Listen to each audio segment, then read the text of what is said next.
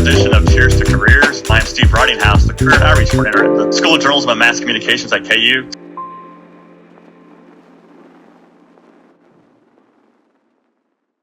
Hi, we are back for the 77th episode of Cheers to Careers. I'm Steve Ridinghouse, the Career Outreach Coordinator for the KU School of Journalism and Mass Communications. Today we are joined by KU alum Melissa Lacey. Melissa is the Manager of Service Line and Hospitality Marketing at Ascension via Christi in Wichita. Welcome, Melissa. Hello, and I'm going to stand out. I'm representing today with my KU shirt, my non-office attire, but hey, I've got to put on my Jayhawk stuff. Is it KU Day today? Right here it is. Okay. With you and I. So Melissa, tell me a little bit about your role as Manager of Service Line and Hospitality Marketing. I mean, I know you've been there at Ascension for close to 20 years and you've had, I think, 5 roles. So what is your current role and responsibilities? Sure. Yeah, this is my 19th service year. So this is a fairly new role for me. I originally started in the public relations team as a coordinator, and I've had a variety of roles over the years in communications, public relations, but this specifically in marketing as manager for service lines and hospitals. I work to kind of promote awareness and brand reputation for our key service lines. So here in Wichita, that might be women's and children's services. So say at our St. Joseph Hospital, we have our labor and delivery units, our neonatal intensive care unit. So they may need print collaterals, patient education materials. We're constantly updating our website, maybe building even new pages so that people can find us. We know that everyone does their own research and they Google everything. So we want to be there and accurate with all of the information we're sharing for people who are looking for us. Say over at our St. Francis Hospital where our pediatrics and pediatric intensive care unit is, I might be supporting them through events, like I say, patient education materials, our burn center. It's just a variety of hospital-based marketing and promotion, really just to help, like I say, promote our brand and increase patient volumes. And with the various roles you've had there, now were those roles that you took on your own? Did you want a new challenge or did you have to apply, or how did that process work? Right. So, like I said, I came here right after graduate school, after my journalism career, and started in the PR team as a communications coordinator doing writing, editing, and still photography. I'm sure we'll cover that, the previous career. But over the years, you know, if you stay with an organization for any number of years, Steve, as you know, things will change. Things ebb and flow. Your organization may grow and expand, and it may subtract or become smaller over time too, depending on organization leadership changes. And so after that initial role for about 5 years, I was promoted to a leadership role, and I oversaw a team of 3. We were kind of the primary writer editors for our team. It was at the same time that we developed a magazine, and so we had an external marketing magazine for 6 years. And my previous background, in writing and editing and project management, allowed me to be the managing editor, if you will, of that magazine, as well as the production and distribution coordinator. And then when things changed and the organization changed again, and we kind of became smaller again, took on different roles, some team members left who were on our digital team, and there was a vacancy. We needed a social media and reputation manager, and we all just kind of looked at each other. I said, well, I'll do it. I haven't been doing it, but I'll do it. And, kind of added that on for about 6 years. And so just kind of being flexible, stepping in when vacancies arise. Sometimes it was an opportunity presented to me by a leader. This current role that I've been in since March was really a pivot from what I was doing before. So I left behind the social media and reputation management and pivoted specifically over into marketing, but I'm still doing a lot of the same things, kind of a recurring thread through all of the roles that I've had. And even in the journalism world, it's all dealt with writing, editing, and storytelling. So that's kind of been the crux behind every position that I've had, and those basic skills that you get at KU, or frankly even back into the high school journalism and newspaper world. You build on that, and those have been the kind of the through line through all of my roles that I've held. You referenced the journalism world. That's how I Mhm. became to know you, like late Yeah. 1990s, which is hard to believe. Does that seem like a lifetime ago? The Oh journalism my side? gosh, Steve, we are so old. Yes, it does. Like, you're the same person. It's so cool to see you, but it's just been so neat to see, like, like, the team members that we had at the Journal World, and then even like my photog friends back from my KU days, just to see all the various paths that people have taken, many of which are not in that original career path. And just to see, social media lets us stay in touch virtually with people like I have been able to with you. And it's just so interesting to see the different routes people have taken. Some are still in that original, newspaper journalism route, and others have, completely left that field and gone into other areas. But transferable skills can allow us to end up in whole new roles that we never would have seen for ourselves. And that's kind of me here now. I never would have seen me pivoting into a marketing role back, when I was a newspaper photographer. But here we are, and it's fun. It's never a dull moment, really never a slow day. But I think that daily journalism news, it just prepares you for being able to do so much. And if you can kind of hack that world, you can probably handle anything. Don't you think? Oh, well said. And when you made that leap 20 years ago, did you ever have any doubts? Like, what am I doing? Can I do this? Or did you adjust pretty quickly? No, it was kind of a slow burn, right? Like, I was in newspaper journalism in total, including internships, about 9 years, and started kind of thinking about wanting a change, what might that be? And I'm a Capricorn, Steve. I don't do things willy-nilly. I like to research and kind of see things through, check things out. And so while I was still at the Journal World with you, I thought about, maybe making a career pivot, maybe going into public relations. I was also interested in business and thinking, successful people get MBAs or they get a master's in communication, could I do that? And so rather than just making the leap, I started taking classes. I don't know if you remember this, but I started taking classes and commuting to Johnson County Community Oh, College. And so I was still at the Journal World, but my awesome leader, Mike Yoder, allowed me to kind of scale back on my schedule. And I started taking classes. So for a year, I took classes at Johnson County. I would drive back and forth to Johnson County from Lawrence, and I took classes in public relations, accounting, business. I did some, for credit internships, just kind of testing out all the things I was interested in.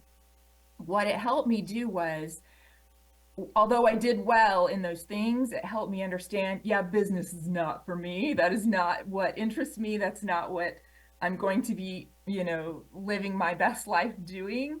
I also at the same time was studying and I prepared for and took the GRE and the GMAT. I did very badly at the GMAT. That told me business is not for you, but maybe this communications master's is the way you want to go.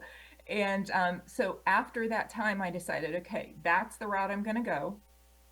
And then I started applying to master's in communication programs and really looking at that. And I kind of narrowed it down to OU and Wichita State University, and visited both, had very different experiences and vibes at both. And I just knew Wichita State was where I wanted to apply. And I've always loved Wichita. I grew up in Ark City, which is an hour south of here.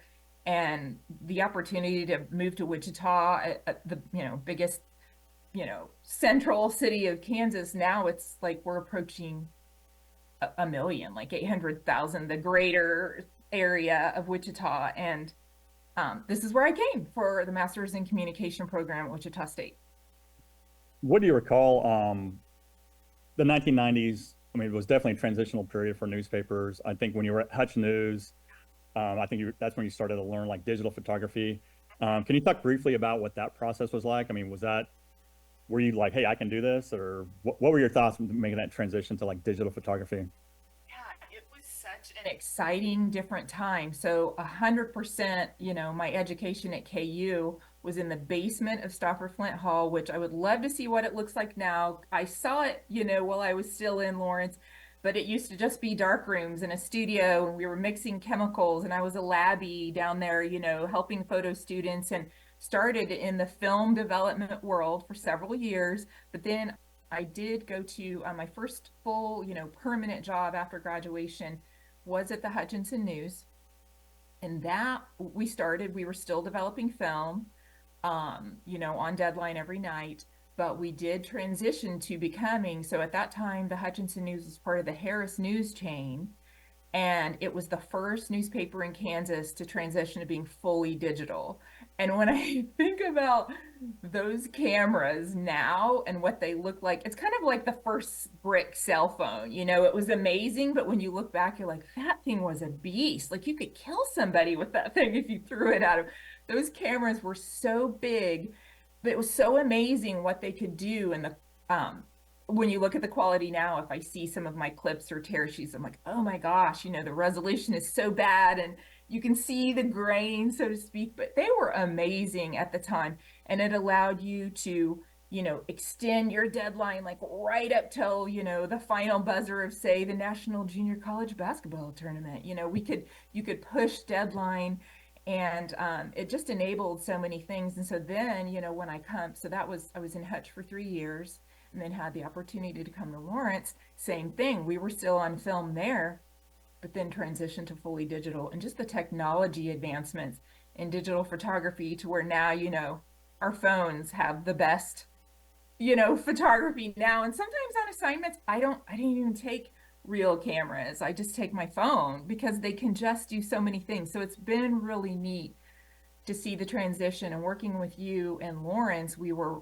what did we say? It was convergence. We were converged news center. We had this fabulous building where we worked with television and like the digital website people. We were all together in one building, and just to kind of collaborate and blend the print and the TV world all in one was just a really neat time. I think we're really lucky to be part of that. And it's neat to look back on that. And a lot has changed since then. All of that is gone, and much smaller nowadays with the daily news cycle. But it was neat being part of that and with you. And Melissa, what do you consider like your first big career break, or is there that one person that was really an advocate for you? I mean, looking back, what kind of propelled you to start your career? Early on, it was my high school journalism teacher, Kay Ryan, at Arc City High School. I realized by taking newspaper classes and her reporting classes that I was good at editing. I didn't know that, but she tried to take so many people to the state high school journalism contest at KU.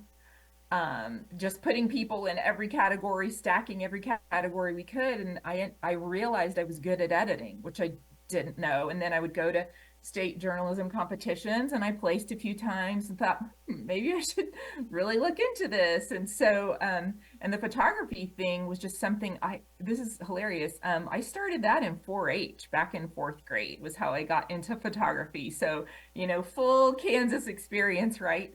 But then kind of added that in high school, and then really decided that blend for me at that time, what I really wanted to look at KU was photojournalism track and that avenue. And it's kind of where I focused everything. And then after graduation, my biggest mentor and kind of break for me was through Bill Sneed, who you and I both worked under. I was at KU still taking photojournalism classes, and he was a nationally recognized award-winning photographer. He'd worked at National Geographic. He'd worked all around the world. He was at the Washington Post and took a sabbatical from there to come back to Kansas. Right. He was originally from there. He started there as a young boy at the Journal World. I forget what, maybe throwing papers, I don't know, original role. And he came back, and while he was deputy editor, he came back to kind of on sabbatical be deputy editor of the Journal World.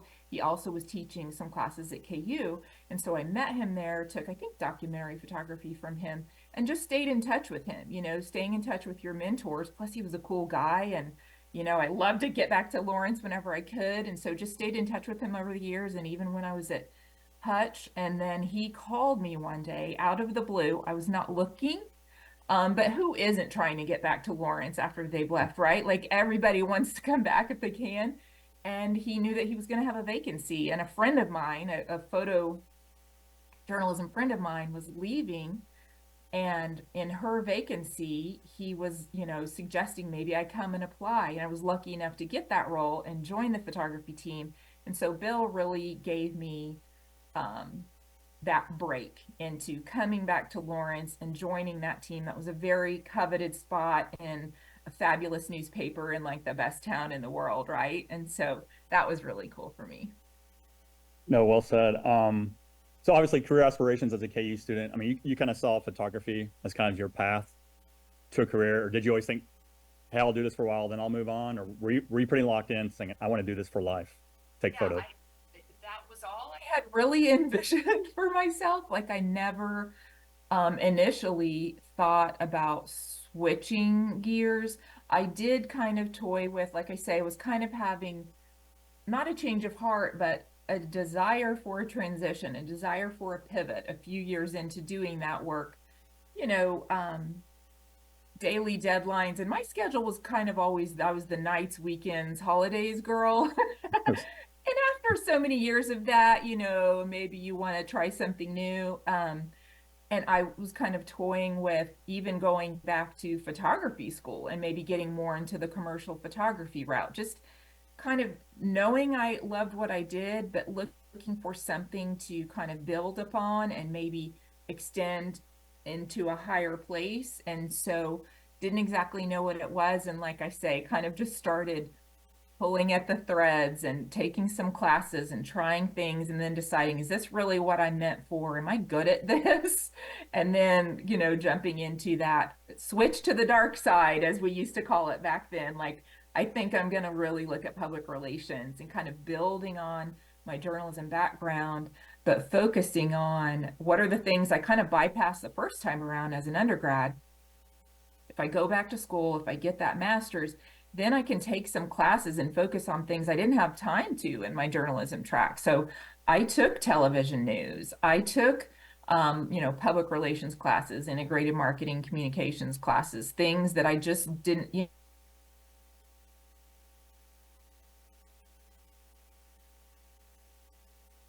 second chance at all of that in the master's program. And that's what enabled me to apply for the role that I applied for with Christi. Okay. And before we move on to Fast Five, I have to ask you, I know you're a mother of two school-age children. How is kind of the time management, working with your busy work schedule, attending all your kids' events? I know I met your son, Abbott. He seems like a go-getter, high energy. So how has that whole time management worked out for you? Yeah, it is a challenge. Yes, as a single mom of two, I pretty much live vicariously through them and all of their activities and events, and I wouldn't have it any other way. It's so much fun, as you know. But I really do have to track my time. If you saw my calendar, it is insane. Every 30-second or 30-minute slot, 15-minute slot, I use it as my reminder. It's my visual reminder for what I have through the workday, but kind of all my kid stuff is down there below there too. And it's just a balance. I started doing that years ago at one point when we were kind of operating like an internal agency here and we needed to track our time. And I just found it's even my reminders. I will set holds for, this brochure is due, or check back with this director on this deadline, and just stacking that. And I could not live without my electronic calendar. Before I used to use paper calendars to do the same thing, but it is a balance. And, you also just kind of have to accept and know what is your role. A leader will always need to kind of be checking in nights and weekends. And for me, it lowers the stress to kind of stay checked in. I do have work email on my phone. I have for years and years.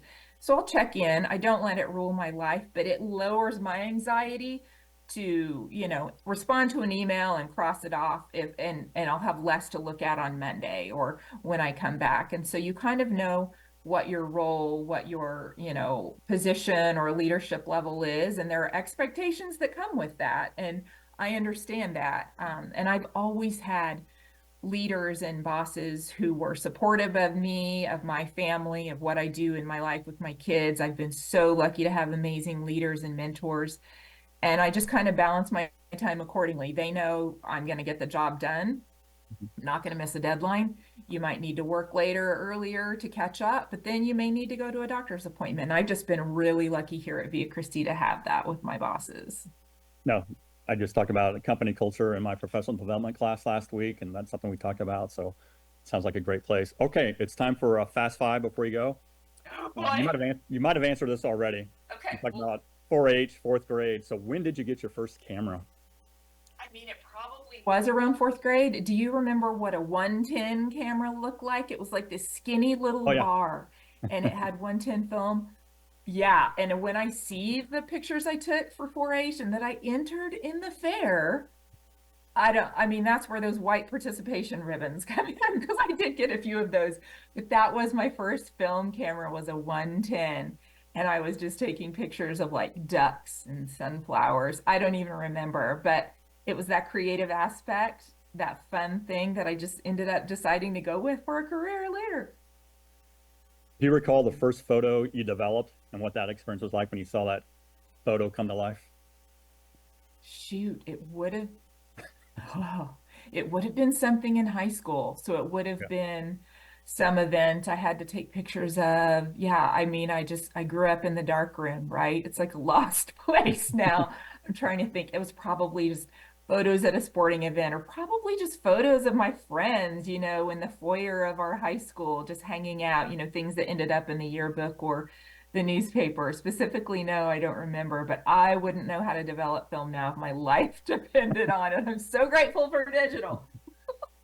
One last photo question. Do you have a signature photo? I mean, there's that one photo you've taken that I'm proud to have taken that and people kind of recognize you for? Is there that one photo? There's one in my mind. So I mentioned this earlier. So it was when I was at the Hutchinson News, and the National Junior College Basketball Tournament is hosted in Hutchinson every year. It's amazing. So the best junior college basketball teams, men's, come from all around the country. And one year, I don't even think it was a championship round. It might have been like a semifinal. What were they? Was it Bossier, Louisiana? I forget. Bossier. This player was trying to keep a ball in bounds, and it was going up and over the scorer's table, and he jumped onto the scorer's table and grabbed it with one hand, kept it in bound, and threw it back in. This was digital. I was with these original digital cameras, and I was like, I think I got that. I think I got that. And I looked back and I saw the frame, and you can only blow it up so big, but it looked. And I called in on my brick cell phone to our sports editor. And it's like, I've got to send this photo. Check it out. I think, and they blew it up. My sports editor blew it up like, I don't know, 3 columns wide, half a page the next day for our JUCO coverage. And it was one of my favorite clips of all time. It was just, you could see the sweat, and he was teetering on like a heel on top of the scorer's table, keeping this ball in bounds. And I'm not a sporto by any means, but some of the best photographs come from sports. That was my signature, like, most proud moment ever, was stopping that action. I'll have to see if I can find that one. I'll send you a clip. I'll see if I can find it. I don't know if I still have clips, but I'll send you some. Have you ever had any close calls taking photos sitting courtside or at a football game? Because I know sometimes those photographers get pretty close. Yeah, I've never been pummeled. I am definitely on sports highlights TikTok, and I see it all the time, and I feel for those people. My close calls have been more at the scene of an accident where, say, I remember a time on a bridge on I-70 where a semi truck had like gone over a bridge. I think there was ice. And so here's all the emergency crews, and here's me, walking across to take pictures while, looky-loos are always distracted at an accident scene. So while I'm at the scene, someone else rear ends and runs into all the slowed down vehicles, and I just flip out because I am not trying to get killed today on this assignment. So I remember talking out loud, like, I'm not doing this. I'm going back. I'm not taking, I got my shot. I'm out of here. And I think the highway patrol were like, what is wrong with her? But I was not trying to get flattened by like a pancake that day. So it's probably accident scene, close calls, more than sports. And you might have answered this already earlier, like with the Bill Snead class, but what was your favorite class at KU? I assume it was journalism related. Yeah, I'm sure. I love the documentary photography. I remember taking a group, my photo friends and I went to Emporia and we documented the town of Emporia, Kansas for 2 days. And we kind of did our research ahead of time. And then all kind of divided and conquered and just documentary photography, that storytelling aspect I was mentioning earlier. That's my favorite thing to do, is just being a part of people's lives, documenting, organic moments. That's my favorite thing to do. So probably that course. In the past five, I know you've done a lot with managing social media content. What is your go-to social media platform? Which one do you find most effective or you like to use? Well, I probably can't say just one because it depends on, but Facebook is where for my organization, that is our bread and butter in terms of reaching people. But for photography, you're going to want that on Instagram because it's kind of meant for that. Me personally, I am a TikTok fan. I have learned so much. We don't use that in my work world, but as a consumer, it's so educational. It's so fun.